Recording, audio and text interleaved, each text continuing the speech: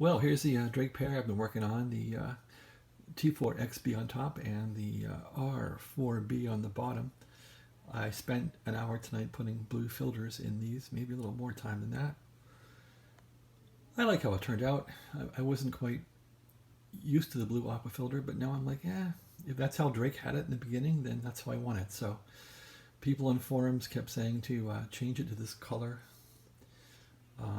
One guy had picked out some filter paper, and in previous videos I go through how these are installed, but this is the end product on how it looks, and I don't know, I guess I'm happy with it. If this is how the Drakes were in the beginning when Drake made them, I guess that's what I'll keep. So that's how they look.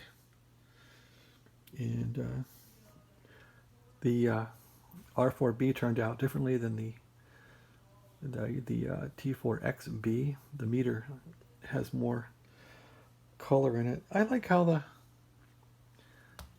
transmitter turned out better. I like the meter kind of when it's looking like that, kind of subtle, instead of a real deep kind of aqua looking meter. But I think it's because how the bulb is positioned differently in the receiver versus the transmitter. So I could probably change the bulb in the receiver, move its distance from the meter. The meters are exactly the same. Well, are they? No, they're probably not actually, not the same meter.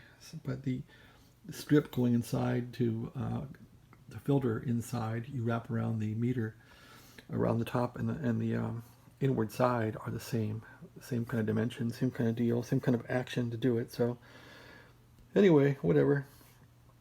I guess I'm happy with this. Be nice to have a place where I could use these someday, but it's been fun fixing them. Okay, gotta get back to my real job. Thanks for watching, you people. Have a great day, and happy fall season 2021.